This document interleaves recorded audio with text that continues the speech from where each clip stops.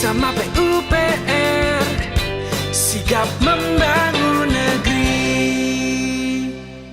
Assalamualaikum warahmatullahi wabarakatuh. Apa Waalaikumsalam. kabar sahabat PUPR? Kembali lagi bersama saya Catur di podcast Sigap Membangun Negeri. Hari ini kita akan ngobrol dengan salah satu personel punggawa di Kementerian PUPR. Beliau adalah Ibu Yuni. Bu Yuni ini adalah Direktur Kepatuhan Intern di Direktorat Jenderal Cipta Karya. Jadi kita akan ngobrol banyak kepada beliau mengenai apa sih sebetulnya selama ini kan PUPR selalu kaitannya dengan teknik-teknik yang canggih-canggih, teknologi konstruksi dan lain sebagainya. Hari ini kita akan bicara lebih banyak mengenai reformasi birokrasi, integritas, dan lain-lain sebagainya memang menjadi ruang lingkup tugas beliau. Beliau sudah berapa tahun, Bu, di PUPR? 33 tahun. 33 tahun. Ya, beda tipis setengah sama umur saya lah, Bu, ya. Jadi beliau sudah 33 tahun bertugas di PUPR. Saat ini bertugas sebagai Direktur Kepatuhan Intern di Direktorat Jenderal Cipta Karya. Bu, saya pengen nanya, sebenarnya Direktur Kepatuhan Intern itu apa sih, Bu? Direktorat Kepatuhan Intern itu unit kerja yang baru dibentuk tahun lalu ya, 2020 sekitar bulan Juni itu SK-nya mempunyai tugas dan fungsi yang terkait memang non teknis ya, yang terkait dengan kepatuhan ya terhadap segala sesuatu yang menjadi tugas dan fungsi dari ASN itu sendiri. Kemudian juga menerapkan atau memonitor ya yang namanya manajemen risiko di lingkungan Direktorat Jenderal Cipta Karya. Sebetulnya Direktorat Kepatuhan Intern itu terbentuk dengan adanya 9 strategi Pak Menteri itu. Ya, Pak Menteri itu begitu sangat-sangat komit ya terhadap pencegahan korupsi melalui 9 strategi yang salah satunya adalah pembentukan UKI, Unit Kepatuhan Intern. Dan memang UKI ini di Kementerian PUPR itu ada yang levelnya Eselon 2, ada 4 untuk sumber daya air, bina marga, cipta karya dan perumahan. Sedangkan yang lain itu di level Eselon 3 ya. Jadi itu merupakan bentuk komitmen dari Bapak Menteri PUPR dalam strategi pencegahan penyimpangan dari proses PBJ ya di lingkungan Kementerian PUPR. Luar biasa Pak Menteri kita ini. Oke, jadi kalau kita dengar tadi, Bu, ini kan memastikan kepatuhan ya, Bu. Ya. Lalu bedanya sama Inspektorat Jenderal apa tuh, Bu, kira-kira? Oh ya, saya lupa tadi menceritakan bahwa kita ini di Kementerian PUPR itu akan menerapkan yang namanya three lines of defense. Three line of defense itu ada level pertama, first line of defense, second line of defense, dan third line of defense. Di first line of defense itu adalah yang memiliki risiko, ya, baik itu di Direktur Jenderal, kemudian Direktur, Kasubdit, sampai ke balai, ya, balai-balai, Satker, PPK dan sebagainya itu yang menerapkan manajemen risiko. Mereka itu yang sebagai pemilik risiko. Sedangkan di level 2 atau second line of defense, nah disitulah adalah peran dari unit kepatuhan intern itu ada di second line of defense. Fungsinya adalah melakukan pembinaan terhadap first line of defense, melakukan pembinaan, melakukan pengendalian ya terhadap penerapan dari manajemen risiko itu sendiri gitu dan kepatuhan intern. Dan kemudian kalau Inspektorat Jenderal itu sebagai third line of defense ya, lini pertahanan ketiga.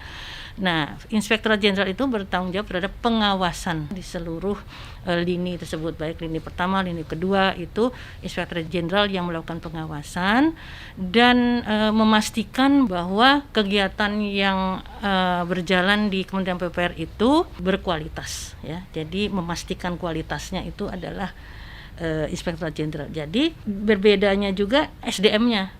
Kalau di Inspektorat Jenderal itu lebih banyak ke auditor. Sedangkan kalau di Direktorat Kepatuhan Intern itu malah kebanyakan pejabat fungsionalnya. Misalnya kalau di Cipta Karya itu ada pejabat fungsional TPL, lingkungan ya, penyataan lingkungan, kemudian juga tata bangunan, dan ada juga sih pejabat fungsional misalnya barang dan jasa ya.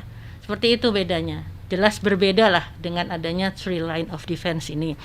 Dan perlu diketahui bahwa kepatuhan intern atau UKI itu baru ada di 2 kementerian, Pak Catur. Jadi yang pertama ada di Kementerian Keuangan, itu udah mungkin 10 tahun yang lalu mereka sudah melaksanakan yang namanya three line of defense ini. Dan kemudian Kementerian PUPR baru 9 bulan, baru belajar berjalan ya saya kira ya. Tapi kita sudah harus berlari nih untuk lebih kepada pengendalian manajemen risiko dan kepatuhan intern. Jadi kalau kayak main bola ya Bu ya, kan ada first line, ada third line, ada second line gitu ya Bu ya. Ya, mungkin kurang kalau lebih begitu. Direktorat Kepatuhan Intern kayak back ya, back bertahan mungkin ya. Pertahanan. Back pertahanan. Itu kayaknya seru banget ya Bu tadi Direktorat Kepatuhan Intern dengan penjelasan Ibu tadi, ada ibaratnya kayak main bola ya Bu ya. Ada first line, third line, second line, kita udah kayak perang aja di sini. Nah, sekarang itu kan kita lebih banyak bicara selain hal-hal yang sifatnya pembangunan infrastruktur yang berkualitas, kita juga dituntut untuk melaksanakan reformasi birokrasi, zona integritas, dan lain sebagainya. Nah, kalau menurut Ibu, sebetulnya itu penting nggak sih, Bu? Kenapa itu penting sih, Bu, buat Kementerian PUPR yang nuansanya adalah lembaga-lembaga teknik? Kenapa reformasi birokrasi dan zona integritas itu penting buat Kementerian PUPR? Ya, sangat penting kalau menurut saya ya. Kenapa tuh, Bu? Ya, karena kan apalagi nih Kementerian PUPR itu memiliki anggaran yang luar biasa besarnya ya. Ya. Kalau tidak salah setelah dipotong anggaran jadi 138 triliun. Ya, pokoknya kalau buat beli ketoprak tuh banyak, Bu. Udah sampai tenggelam. Sampai tenggelam sama ketoprak kita, Bu. Jadi pastinya memiliki risiko. Nah, yang besar di situ intinya. Dengan memiliki risiko yang besar ini ya, jadi kemungkinan terjadinya penyimpangan, kemungkinan terjadinya hal-hal yang tidak baik lah ya, yang di mata masyarakat itu terkait dengan korupsi dan sebagainya. Saya bukan menuduh teman-teman PUPR korupsi ya, tapi kemungkinan yang namanya juga risiko itu terjadi, sehingga diperlukanlah yang namanya pengendalian tersebut. Itu ada di dalam reformasi birokrasi kita, karena reformasi birokrasi itu bertujuan untuk menjadi birokrasi yang lebih baik, efisien, efektif, anti korupsi, ya itu utamanya, dan melayani publik dengan baik.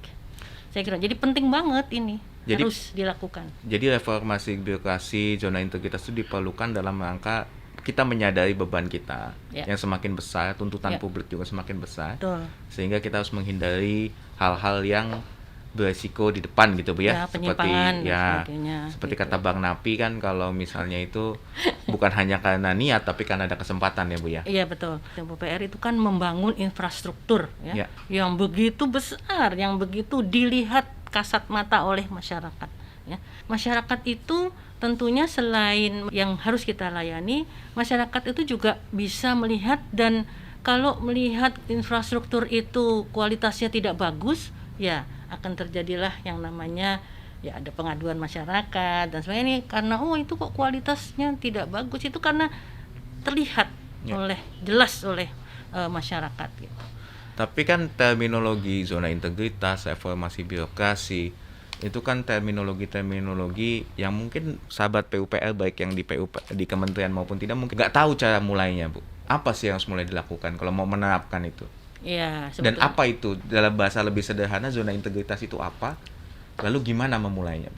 Ya, sebetulnya memang kalau kita melaksanakan reformasi birokrasi di kementerian lembaga itu kan tidak bisa langsung jret semuanya menjadi birokrasi yang padahal sebetulnya kementerian itu kan begitu luas gitu ya, begitu besar gitu. Sehingga diperlukan adanya pilot project ya, miniatur istilahnya, miniatur dari reformasi birokrasi. Itulah zona integritas. Jadi predikat yang diberikan kepada unit kerja terkecil, misalnya Eselon 3 ya. Unit kerja Eselon 3, balai, contohnya balai biasa ya, ada kan balai besar juga ada Eselon 2. Itu predikat yang diberikan kepada unit kerja atau instansi ya, yang pimpinan dan jajarannya memiliki komitmen yang baik ya untuk menjalankan wilayah bebas dari korupsi, WBK namanya, dan WBBM, wilayah birokrasi bersih dan melayani. Ya, itu untuk menjadi suatu institusi yang betul-betul menjauhkan diri dari korupsi atau anti korupsi dan menjalankan pelayanan publik sebaik-baiknya. Itu yang intinya dari zona integritas. Jadi gitu. Jadi ada perubahan lah gitu, ada ya. reformasi birokrasi yang besar. Ya, Zona integritas itu adalah di dalamnya. di dalamnya. Ya. Ibarat- Semakin banyak itu akan semakin baik. Jadi seperti ini Bu ya, misalnya negara besar gitu ya. Zona integritas tuh desa-desa kecilnya ya Bu ya. Boleh bisa dibilang gitu. Yang juga. berkomitmen untuk melaksanakan reformasi birokrasi secara utuh, baik yang sifatnya prosedural maupun implementasi yang ujungnya adalah meningkatkan kualitas pelayanan publik. Iya. Itu saya tahu karena saya udah nyontek duluan ya Bapak dan Ibu. Jadi Gitu. kira-kira setuju nggak dengan Z ini? Ini kan milenial toh?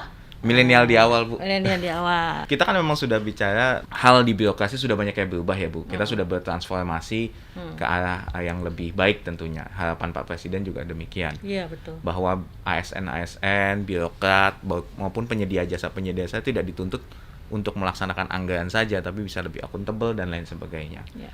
Kita juga tidak ingin tentunya teman-teman nanti kena masalah dan lain sebagainya. Jadi sebenarnya zona integritas itu sebagai platform kita dalam melaksanakan kegiatan. Sebetulnya kan begitu ya Bu ya? Betul. Bukan cuma predikat-predikat gaya-gayaan ya Bu ya? Ya. Tapi sebagai platform kita bekerja. Dan Oke. itu akan memudahkan semuanya. Akan memudahkan. Ya, kalau terbiasa dengan jadi membudayakan ini ya. Jadi zona jangan integritas. dipikir pusingnya dulu Bu. Enggak, jangan. Ini kita akan jalankan bersama-sama. Bersama-sama. Kalau kita berjalan sendiri itu akan berat memanggulnya. Tetapi kalau kita berjalan bersama-sama itu pasti akan lebih ringan lagi. Itu intinya butuh komitmen dong Bu. Komitmen dari pimpinan dan jajarannya semua. Jadi Sampai ke OB misalnya ya, office boy dan juga satpam. Nah, itu di depan itu garda terdepan kantor tersebut. oke. Namanya satpam itu. Sebelum kita lanjut ke segmen berikutnya, saya mau memperkenalkan dulu sebetulnya kenapa beliau sangat fasih sekali bicara soal zona integritas. Beliau sebelum menjadi Direktur Kepatuhan Intern memimpin sebagai Kepala Balai Teknologi Air Minum ya Bu ya? Pada saat itu namanya Balai Teknik Balai Air Teknik Minum Air Minum di Bekasi. Di Bekasi, di mana beliau sejak tahun 2017 sudah mulai menerapkan zona integritas sampai akhirnya di tahun 2020 mendapatkan predikat sebagai wilayah bebas korupsi. Bebas dari Bebas korupsi. dari korupsi. Jangan bebas korupsi. Bebas dari korupsi. Ini Bu Yuni sayang loh mukanya ditutup. Nanti nggak bisa kelihatan kecantikan beliau. Alah. Para penyelenggara sudah minta izin supaya dibuka aja Bu ya, karena Oh, ya. kami sudah melakukan swab antigen. Saya juga sudah sekantor sama Bu Yuni sebetulnya. Jadi Iya. sebenarnya dan kami sudah jarak aman ya. Ya, sudah. Menghindari supaya tidak terjadi persebaran. Kalau boleh izin boleh dibuka Bu ya. Sip. Kita buka dulu ya. Oke Bu, lanjut lagi ya Bu. Siap. Waktu Ibu pertama kali menjadi Kepala Balai Teknik Air Minum pada saat itu, apa sih sebenarnya motivasi Ibu repot-repot membangun zona integritas di tempat kerja Ibu? Kan di saat itu nggak ada yang mau, nggak ada yang ini. Kenapa Ibu mau? Oke, yang pertama adalah tugas. Jadi Balai Teknik Air Minum dan Balai Teknik Sanitasi yang di Surabaya itu diusulkan memang oleh Direktorat Jenderal Cipta Karya untuk menjadi Bagian dari implementasi. zona integritas di Direktorat Jenderal Cipta Karya. Waktu itu pertama tugas itu. Yang kedua memang saya sih dalam hati kecil saya itu ketika saya dilantik menjadi Kepala Balai Teknik Air Minum tahun 2016 pertengahan pada saat itu, saya bilang ini balai teknik ini sangat bagus untuk dijadikan contoh perubahan karena memang Balai Teknik Air Minum itu jumlah pegawainya tidak terlalu banyak. Jadi kurang lebih pada saat itu sekitar 65 orang gitu. Dari sisi pelaksanaan dari ZI itu sendiri, mereka udah punya modal sebenarnya, yaitu mereka sudah punya ISO. Ya, Balai Teknik Air Minum itu sudah mendapatkan ISO 9001/2015 ya. Tentang sistem manajemen mutu itu. Kemudian juga mereka laboratoriumnya juga punya ISO 17025. Jadi mereka terbiasa bekerja dengan sistematik ya. Semua didokumentasikan dengan baik dan sebagainya. Jadi saya pikir ini merupakan satu modal yang baik untuk memulai perubahan gitu. Kalau saya boleh tanya, motivasi Ibu memulai itu, karena itu kan sesuatu yang tambahan pekerjaan, intinya seperti itu. Sebenarnya tambahan pekerjaan, di kala pekerjaan kita sudah banyak, Ibu punya tuntutan juga untuk melaksanakan pelatihan atau pelayanan terhadap laboratorium. Kenapa Ibu memulai itu? Itu bukan tambahan pekerjaan. Itu memang yang seharusnya dilakukan oleh ASN kita. Birokrat itu sebetulnya harus melaksanakan itu, ya. Yang namanya zona integritas menuju wilayah bebas dari korupsi itu ada 6 area perubahan itu yang betul-betul kita harus terapkan betul gitu ya. Apa aja tuh Bu namanya perubahan? Lumayan pertama, nanti buat bikin kuis nanti Bu. Ya, yang pertama itu ada manajemen perubahan. Manajemen perubahan. Bagaimana kita itu bisa merubah mindset dari teman-teman semua, dari paradigma lama ya yang bekerja ya biasa-biasa saja gitulah, menjadi paradigma baru yang lebih mengutamakan bekerja dengan efektif, efisien gitu kan ya, anti korupsi seperti itu. Jadi harus ada perubahan mindset ke arah situ. Dan pemimpin itu harus punya komitmen yang besar, yang tinggi untuk bisa melakukan perubahan. Sehingga pemimpin itu harus menjadi role model atau contoh. Jangan kita bicara yang namanya ayo pada datang pagi, disiplin. Ternyata bosnya sendiri datangnya siang, dan contoh-contoh lain lah. Itu manajemen perubahan. Manajemen perubahan. Nomor yang 2, pertama, manajemen perubahannya juga luas banget. Udah luas sekali Bu. Terus karena manajemen perubahan itu kalau boleh dibilang merupakan ibunya dari reformasi birokrasi atau zona integritas itu, ibunya itu di situ. Karena di situ kita memang utamanya kan ini manusianya nih. Yang manusianya yang akan merubah perilaku, yang akan melaksanakan zona integritas itu secara konsisten, secara berkesinambungan. Ini orangnya dulu gitu yang mesti dirubah. Kalau sistem itu kan ya memang sudah seharusnya bisa berjalan ya. Tapi kalau manusia, nah itulah yang paling susah kita itu bisa merubah gitu ya, merubah mindset, perilaku dan sebagainya. Dan yang kedua adalah kalau di ZI itu zona integritas itu tata laksana. Penata laksanaan ya. Jadi contohnya SOP. Kita kalau bekerja itu kan harus ada pedoman dong ya. Kalau kita kerja masuk kantor terus habis itu ya apa ya ini mau ngerjain apa ya sekarang, itu kan bisa membuang-buang waktu dan sebagainya. Dari rumah itu kita sudah harus berpikir, wah hari ini, bahkan malam sebelum tidur itu, oh besok saya akan mengerjakan ini gitu. Ya. Dan itu ada SOP, Standard Operational Procedures ya. SOP ini yang harus dimiliki oleh semua unit kerja sesuai dengan tusi masing-masing gitu Pak Catur. Harus itu punya. Kalau nggak punya itu ya ibaratnya kita berjalan dalam kegelapan gitu ya, mencari-cari apa gitu, nggak ngerti gitu apa yang dikerjakan.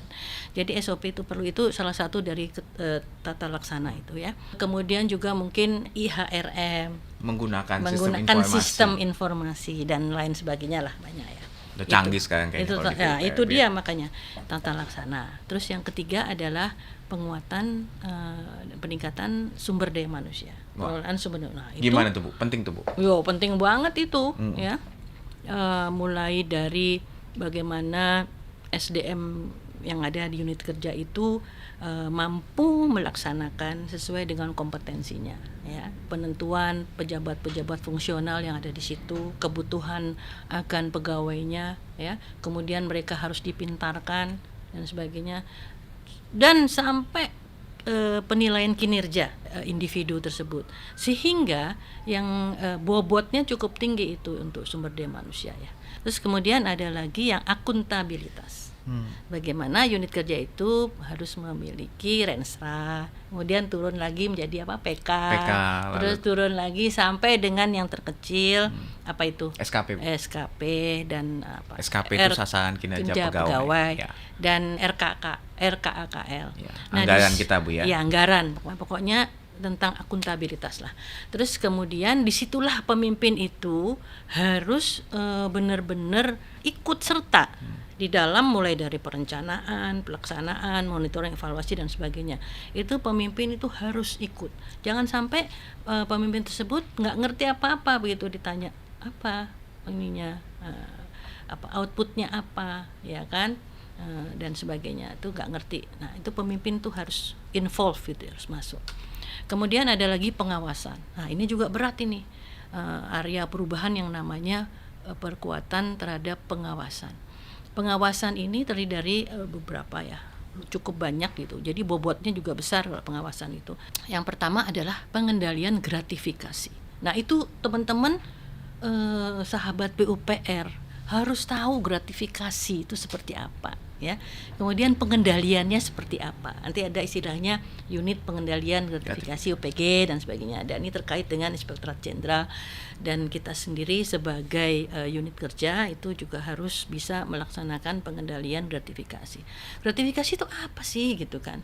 Ya, misalnya memberikan sesuatu, menerima sesuatu dengan ingin mengharapkan. Nah, misalnya ingin mengharapkan tender menang gitu misalnya. Terus kemudian memberikan sesuatu kepada ya PPK-nya, kepada Pokja-nya misalnya gitu.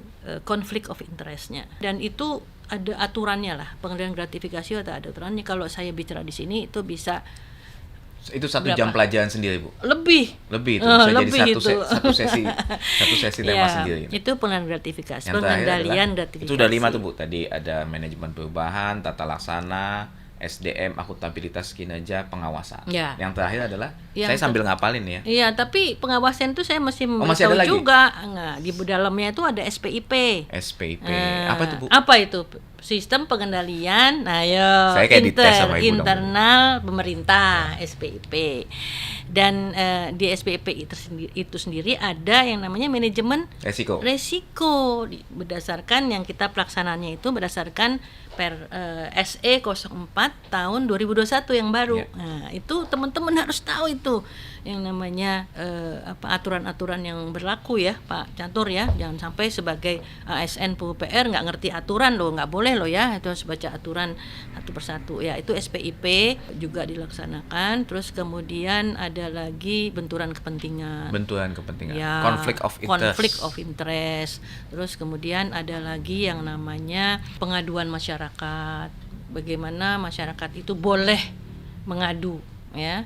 Kalau pelayanan tuh tidak baik gitu di sana atau ya banyaklah kalau pengaduan masyarakat kita harus terima dengan baik, kita jawab ya semampu kita jawab gitu. Dan kemudian public service. Jadi peningkatan pelayanan publik itu juga sangat penting. Artinya ya, jadi ke-6 area perubahan inilah yang harus secara konsisten itu diterapkan ya sebagai itu sebenarnya manajemen perkantoran sebetulnya ya. Jadi bukan tugas tambahan. Enggak, bukan tugas tambahan. Karena banyak yang berpikir ini tugas tambahan. Oh enggak, bukan. Jadi ini merupakan ya harus sewajarnya lah sebagai birokrat yang baik itu harus melaksanakan ini semua gitu, 6 area perubahan. Jadi jangan dibilang ribet lah apa bukan ribet, enggak ribet, betul-betul enggak ribet. Gitu. Asal kita bersama-sama menjalankannya, komit dari pimpinan paling atas sampai jajaran yang di paling bawah gitu. Jadi Ibu selalu bicara tadi itu pimpinan. Memang berarti dukungan pimpinan baik dalam setiap level ya, dalam setiap level manajemen itu sangat penting dalam mensukseskan zona integritas ini. Sangat penting. Nomor 1 adalah komitmen dari mulai sampai tadi kata Ibu. Oh iya. Ketika menyusun lensa dia harus terlibat dan lain sebagainya. Keterlibatan pimpinan itu di setiap area perubahan itu harus ada gitu. Terus tantangan apa, Bu? Kalau kita bicara tadi kan seperti tadi ada pengendalian gratifikasi, conflict of interest. Pasti mulainya itu saat Ibu memulai karena itu tugas dan memang Ibu merasa itu bukan sebuah tugas tambahan. Berusaha meyakinkan akan kerja Ibu, kolega Ibu di Balai Teknik Air Minum itu. Apa sih tantangan Ibu? Permasalahan apa yang waktu itu Ibu pertama kali temui? Iya, memang pada saat itu terjadi juga yang namanya penolakan. Apa-apaan sih ini Bu? Gitu kan? Nambah-nambah ini kita kerjaan udah kerja kayak begini, masih juga disuruh ini itu. Mereka rupanya tidak tahu. Mereka belum mengerti apa sih sebetulnya esensi dari zona integritas itu sendiri menuju wilayah bebas dari korupsi. Itu mereka belum tahu. Sehingga saya melakukan sosialisasi. Yang pertama yang saya sosialisasikan itu RB, reformasi birokrasi itu apa. Udah dari tahun 2010 masih juga mereka tidak tahu reformasi birokrasi itu apa. Itu harus dijelaskan. Kemudian masuk ke substansi zona integritas. Itu kita lakukan terus-menerus sampai internalisasi, sampai mereka betul-betul mengerti gitu loh. Betul-betul tahu dan betul-betul bisa menerapkan. Jadi yang paling sulit memang dari sisi manusianya. Dari sisi kita bisa merubah, mereka manut gitu ya, mereka tahu gitu bahwa kalau kita melakukan hal-hal yang menyimpang, yang terkait dengan korupsi itu sendiri itu sangat berbahaya gitu. Bukan hanya kita yang jadi malu, keluarga kita juga malu gitu kan. Sehingga saya terus-menerus melakukan internalisasi, terus dievaluasi juga Pak Catur. Jadi kita tadinya kita bikin yang namanya rencana aksi dalam jangka waktu setahun. 6 area perubahan itu kita buat rencana aksinya menjadi rencana aksi dari Balai Teknik Air Minum, yang kemudian pelaksanaannya dimonitor terus tiap bulan. Kita lakukan yang namanya pertemuan bulanan untuk memonitor pelaksanaan dan juga mengevaluasi. Kalau terjadi hal-hal yang misalnya kurang, ya perlu ditambah atau diperbaiki lagi misalnya. Jadi memang harus terus-menerus.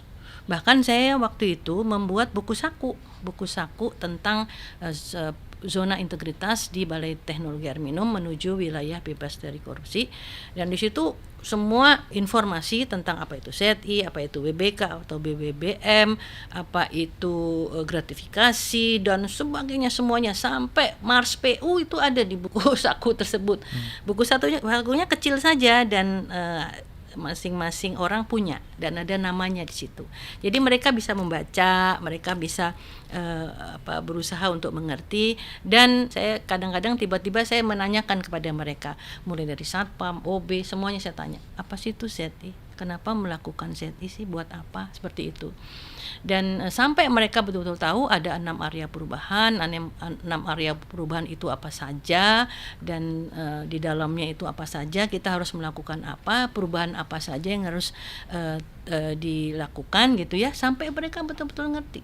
Bahkan Pak Catur kalau ke Balai Teknik Air Minum itu ya, ke sana itu mereka punya budaya kerja yang sama. Misalnya di dalam hal memberikan salam ada senyum, salam, sapa. Jadi kita harus selalu tersenyum bila berhadapan dengan teman sendiri, apalagi dengan tamu gitu kan. Mereka punya budaya kerja sendiri, dan misalnya salamnya seperti apa? Salamnya menangkupkan tangan kanan ke dada. Ya, seperti itu semuanya sama, sampai Kepala Balai Teknologi Air Minum pun juga begitu kalau mengucapkan salam gitu. Jadi mereka punya budaya yang sama, dan itu selalu terus-menerus dilakukan, pengenalan terus tidak pernah bosan. Berapa tahun itu, Bu? Saya masuk 2016. Ya, itu saya mulai dengan RB dulu. Nah, kemudian 2017 sudah mulai kita masuk ke substansi ZI. 2018 diusulkan, dan kemudian 2019 kecewa karena tidak bisa mendapatkan zona integritas. Rupanya dari Kementerian Pan-RB selaku penilai nasional, tingkat nasional itu datang ke Balai Teknologi Air Minum, itu anggota panitianya ya, menyamar jadi sebagai mystery guest. Nah, datang menanya-nanya tentang dan sebagainya. Mungkin ada yang masih belum ngerti gitu ya. Jadi jawabannya aneh-aneh kali gitu. Jadi ternyata 2019 itu setelah dievaluasi itu belum bisa mengerti, menjalankan dengan baik. Seperti itu sih katanya. Tapi kita coba lagi. Coba lagi, kan tidak boleh bosan, dan zona integritas itu kan wajib gitu. Jangan hanya selembar kertas WBK ya, kita berharap sampai kecewa. Salah itu saya juga dulu. Tapi harusnya memang itu yang jalan aja gitu ya, dijalankan, dievaluasi, dimonitor perjalanannya. Terus satu lagi, kita harus punya yang namanya inovasi. Inovasi mulai dari manajemen perubahan tadi sampai ke yang nomor 6 itu harus punya yang namanya inovasi. Inovasi itu bertujuan yang pertama adalah untuk mempercepat pelayanan. Misalnya seperti itu ya, mempercepat pelayanan. Terus kemudian yang kedua adalah lebih kepada perubahan itu sendiri, bagaimana mempercepat perubahan supaya mudah gitulah ya disampaikan, seperti itu. Jadi banyak hal yang dilakukan.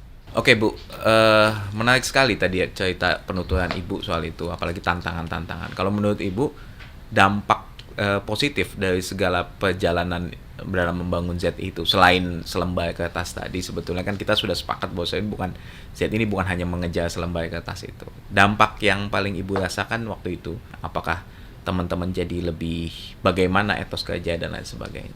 Iya, dirasakan sekali bahwa memang dengan kita menjalankan ya zona integritas menuju wilayah bebas dari korupsi, teman-teman itu menjadi lebih ya melayani dengan baik ya. Dari hasil testimoninya teman-teman dari PDAM itu sangat bagus untuk pelayanan air minum. Kemudian dalam menjalankan manajemen juga menjadi lebih ringan saya kira ya, karena semuanya sudah tersistematis itu, sudah sistematis dengan baik. Jadi saya kira bagus kok gitu. Dampaknya itu pasti akan bagus. Terutama mereka takut akan melakukan penyimpangan itu rasa takut itu ada gitu. Karena kita mengawasi, kan ada di situ pengawasan ya. Jadi mulai dari yang pimpinan itu kita mengawasi betul gitu kinerja yang ada di sana. Jadi bagus banget kalau menurut saya ya. Untuk informasi sahabat PUPR, Balai Teknologi Air Minum itu ibaratnya pecah telur ya Bu ya. Iya. Pecah telur pertama kali unit kerja di Kementerian PUPR mendapatkan predikat WBBK yang berasal dari Menpan. WBK dari Kemenpan RB. Kemudian ini menjadi aura baru ya Bu ya dalam membangun ZI. Kalau menurut Ibu sendiri melihat bagaimana kementerian kemudian mendorong dan teman-teman ternyata sudah coba mendorong menuju jejak langkah itu gitu. Menurut Ibu itu hal yang positif atau bagaimana Bu? Wah, positif sekali gitu. Bagaimana ya. Bu? Bisa dielaborasi? Iya, jadi setelah Balai Teknologi Air Minum itu mendapatkan WBK dan kemudian juga bahwa zona integritas itu merupakan hal yang positif lah ya, bagus ya, memang harus dilakukan dalam kaitannya dengan penyelenggaraan reformasi birokrasi yang skalanya kecil tadi, miniatur.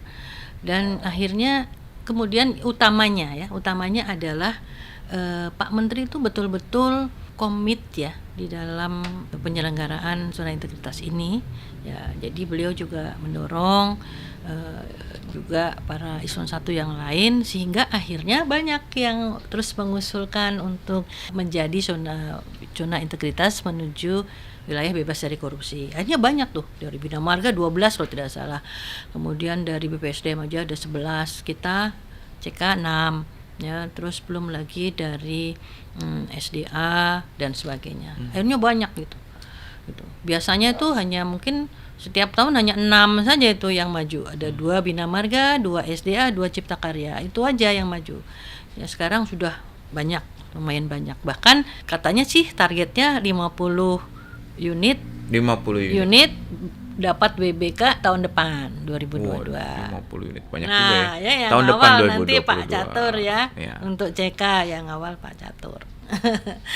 Jadi insya Allah lah, mudah-mudahan. Kalau kementerian lain itu, sudah banyak banget Pak Catur. Misalnya contohnya Kementerian Keuangan itu ada sudah 200 unit kerjanya sudah dapat WBK sejak tahun 2012 kalau tidak salah mereka itu.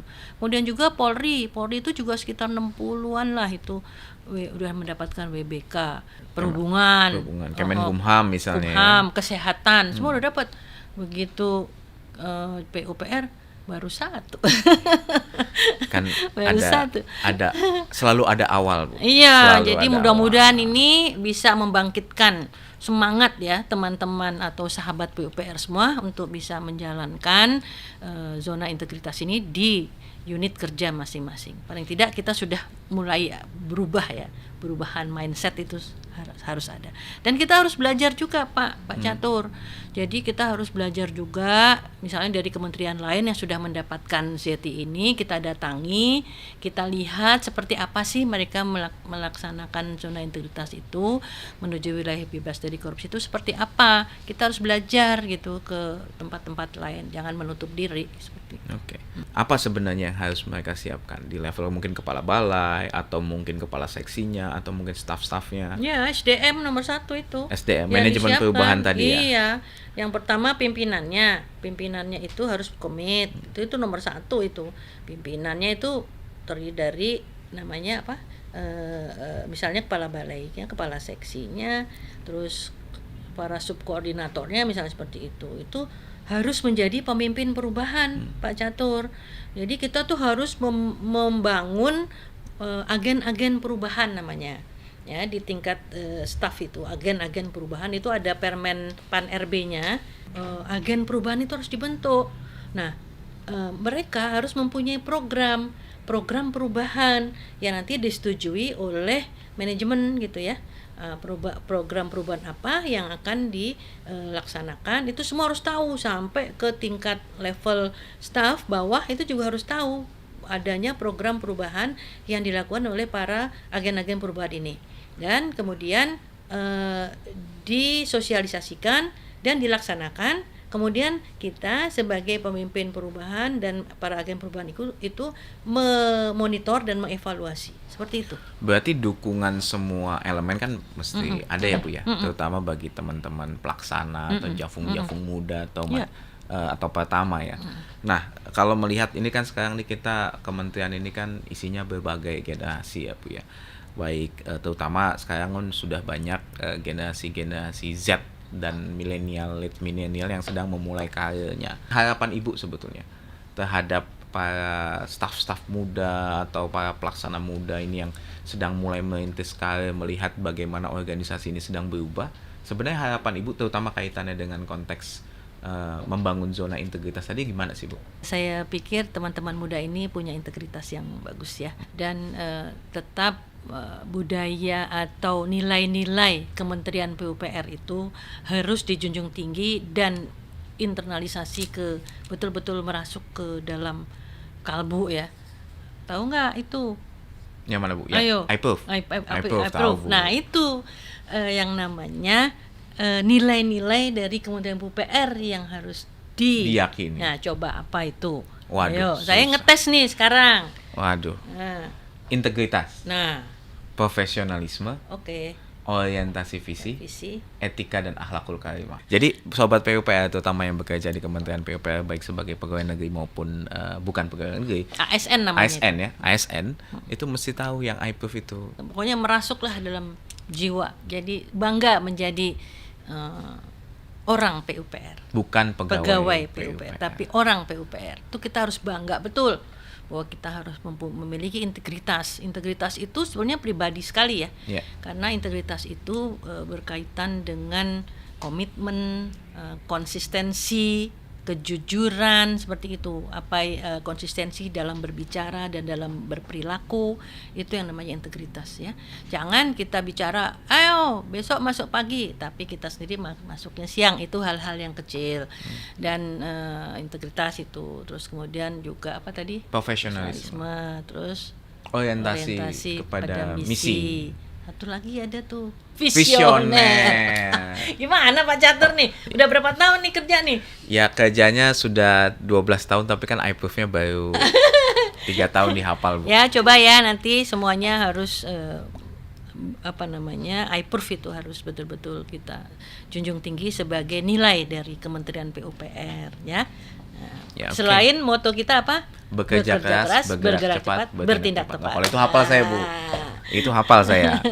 Ini kan sekarang kita menghadapi sebuah transformasi ya. Bagaimana sih sebetulnya tantangan yang dihadapi oleh Kementerian PUPR beserta jajarannya mengubah reformasi birokrasi yang mohon izin hanya dulunya sekedar kampanye dan slogan menjadi sebuah platform bekerja. Jadi tantangan Ibu dan harapan Ibu sebetulnya. Kalau tantangan kementerian, kalau harapan mungkin kepada semua staf, pimpinan yang baik sudah di level menengah maupun teman-teman yang masih mulai merintis karir.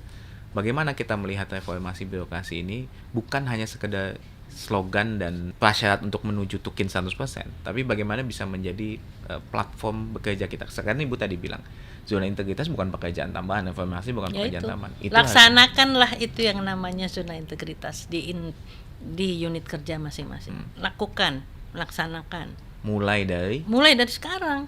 sekarang. Iya, jangan hanya ingin mengejar WBK saja. WBK itu sampingannya.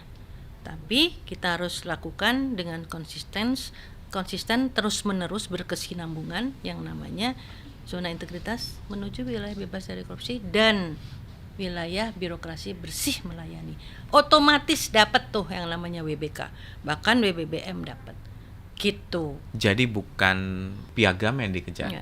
Enggak. Tapi Belum. program Itu yang nanti dikejar. sampingannya itu pasti dapat itu kalau kita melakukan zona integritas menuju wilayah bebas dari korupsi dan wilayah bersih birokrasi bersih melayani itu dengan konsisten terus-menerus berkesinambungan, tidak boleh bosan.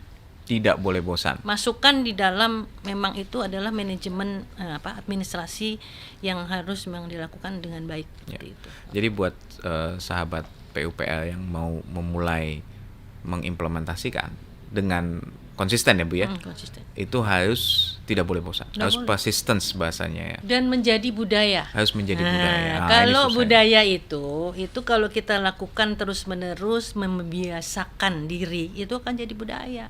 Itu loh. Karena itu kuncinya. Kuncinya di situ. Budaya manajemen perubahan. Jadi sahabat PUPL kalau boleh saya ambil benang merahnya Bu, budaya, perubahan dan kepemimpinan. Ya, betul itu. Untuk melengkapi 6 area perubahan yang tadi disampaikan oleh Ibu. Wow, menarik banget.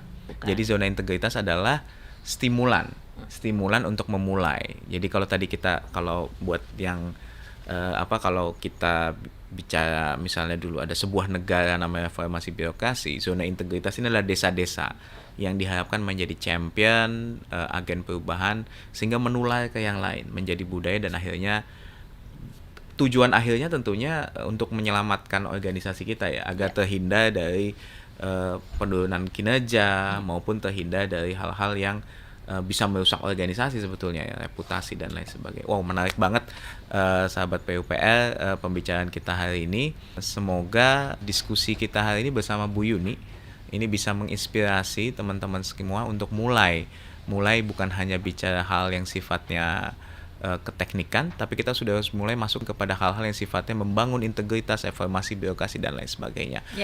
Sebelum saya tutup, jangan lupa subscribe and like podcast ini di Spotify, buka podcast Sigap Membangun Negeri, dan ini juga bisa dilihat di YouTube di channel Kemen PUPL. Kalau bagi yang belum like, subscribe, tolong subscribe. Kalau merasa ini bagus, tolong di-share. Tapi jangan dipotong-potong ya. Nanti kalau dipotong-potong bisa jadi hoax gitu. Dan juga mungkin bisa dilihat juga sosial media di Kementerian PU yang lain, Instagram di @kemenpupl, di Twitter Kemenpu. Ada TikTok juga, Kemen PUPL, TikTok, dan di Facebook juga Kementerian Pekerjaan Umum dan Perumahan Rakyat RI. Coba bisa dilihat semuanya. Dan ada juga website www.pu.go.id. Saya rasa ini semua pembicaraan kita hari ini mudah-mudahan bisa membawa sesuatu hal yang baik ya buat kementerian kita ya. Belum transfer. Tapi jangan lupa cek juga topik-topik sebelumnya biar teman-teman lebih tahu ya mengenai apa itu Kementerian PUPL, bukan hanya membangun jembatan tapi kita sudah bertransformasi menjadi organisasi yang lebih modern. Terima kasih Bu Yuni. Mohon maaf kalau ada salah dari saya maupun Bu Yuni. Assalamualaikum warahmatullahi wabarakatuh. Waalaikumsalam warahmatullahi wabarakatuh. Terima kasih Pak Catur.